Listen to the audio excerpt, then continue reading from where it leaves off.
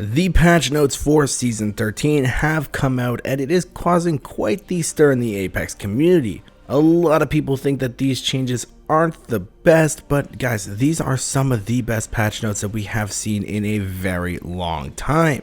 So hello everyone, I'm your hostess with the mostest, 8 Second Gaming, and today I'm going to be breaking down all of the nerfs that are coming into the game that are causing all of the commotion for this season and kind of go over why they aren't as big of a deal as some people think that they are. But guys, these are only a small taste of the changes that are coming into the game this season. There are a lot more. And with that, some people might need a little bit of a helping hand in order to learn all of those changes. And there is no better place to learn everything that Apex has to offer than the GameLeap website. Over there we have guides and courses made from top level Apex players that go way more in depth than any YouTube video could ever dream of. Plus, we are always making brand new content in order to keep you guys up to date and playing your absolute best. So if you are looking to climb to Diamond, Masters, or even Predator this season, click the link in the description, pick yourself up a membership, or you might just make me cry. Okay, but now some people might not have seen the patch notes and might not be aware of what these changes are. Well, for starters, Valkyrie is getting hit with some direct and indirect nerfs. In terms of direct ones, she won't be able to freely spin when initially flying up for her ultimate, making it a lot easier for teams to beam you out of the air when flying up. And next up, in terms of indirect nerfs, they have basically squashed all forms of oobing. If you don't know what oobing is, it just stands for out of bounds, and that is where a team would land on a spot that did have an out of bounds timer to heal and prepare to drop on a team to fight them. But now all heals, abilities, and other useful things do not work when you have an out of bounds timer, basically making it so if you end up out of bounds, your only option is to run and get out pretty much as soon as you possibly can. And with that, Valkyrie isn't the only thing receiving a nerf this season. The other thing receiving a nerf is the KRABER. But guys, this isn't actually a bad thing and will be really good for the game and healthier in the long run. Okay, but now that we understand all of the changes that are coming to the game, let's go over them a bit more in detail, starting off with Valkyrie not being able to freely spin. Valkyrie has been a very strong legend for a while now, and right now she almost has a 100% pick rate in ALGS. When a character is like that, they are very overpowered and there is something that needs to be tweaked on them just a little bit. Now I, like most people, were expecting Respawn to nerf her by making the ultimate cooldown longer or lowering the height that she could get to off the ultimate, but I do actually think that this is a far superior change. Now with this, Valkyrie's ultimate is a lot more like Wraith's tactical, where it used to be very overpowered and was essentially a get out of jail free card. But they have changed one small thing, like adding the hand animation to Wraith's phase, or making it so you can't free spin when flying upwards, keeping the overall strength of the ability but taking away the fact that it got you out of any situation. So Valkyrie is still a very strong legend and will still offer a ton of rotation options to teams. But the only thing that will change with this nerf is how fast teams will have to react to someone attacking them. Before, you could sit around, hang out, and not have to worry because you could just fly away at a moment's notice. But now you have to think a little bit more before using the ultimate. You have to think about your positioning, the enemy's positioning. Are you going to be able to get away? And making it so teams have to really think a little bit more before using an ability. They can't just pop it and be gone, free, off in the wind, is a very good change in my opinion. But okay, if her not being able to free spin isn't going to kill her completely, then surely not being able to oob will be that final nail in the coffin for her, right? Well, no, not exactly.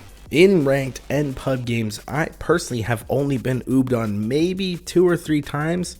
Oobing only really actually happens in scrims and tournaments, and players only really did that because they could. It was a Hail Mary type of option to get the jump on a team that you had to fight in order to get a better spot in zone. And also when I'm watching other streamers or people playing, there really hasn't been a lot of times where I've seen them be oobed on in ranked either. But then again, I haven't watched a ton of other streamers, so if you guys have experienced something different in ranked, I would love to know. Let me know in the comments down below, because I never really saw this style of play in ranked really ever, but if you did, I would love to hear about it. But oobing isn't really what made Valkyrie strong to begin with. It was just a little something extra sprinkled on top of her ultimate. So no guys, she's not killed. Valkyrie will still be very useful, and if you main her, she will still be a good legend to main. Stormpoint is a very good map for her, and she's still going to be extremely strong, so I will probably still play her from time to time when my team needs it. The only thing that will potentially be changing is her pick rate in pro play. That's it. And with that, we'll just see more legend diversity in ALGS, so that's a good thing in my opinion. But okay, you guys have heard enough about Valkyrie, I'm guessing, so let's move on to the next thing that players are a little worried about, and that is the KRABER changes and the fact that it can't one-shot headshot in some circumstances. And straight up, that is not a bad thing. Being able to end someone's game in one shot is not healthy for a competitive environment. But with that being said though, do I think that the change was needed? And no, I don't. It wasn't really needed. The KRABER was annoying, but it was fun to use. But guys, this isn't the end of the world for the KRABER. It still will be doing a massive amount of damage and open up a ton of opportunities to push teams. The only thing that you guys will really need to be worrying about with this change is the fact that there will be slightly more counterplay to a KRABER now. Because when you shoot someone and go to push that team, there will still be 3 people up instead of 2. That third person will be weak and you could probably knock them almost immediately, but there still will be 3 people. If you're worried, don't be. The KRABER will still be a weapon to fear. It will still hit like a truck. Just because it doesn't one-shot you with red armor and a good helmet doesn't mean the usefulness of the gun goes away. It's like if someone were to shoot at you with a charged sentinel. You wouldn't just brush it off and say, oh well, that can't one-shot me, I have red armor, so I'm fine to just run out in the open. No, you would still play cover and not really peek the charged sentinel because it does a lot of damage. Same thing with the KRABER. The gun will still be very useful to teams that pick it up. You will still look for it in the care package. It will still be a good gun. The changes aren't that bad.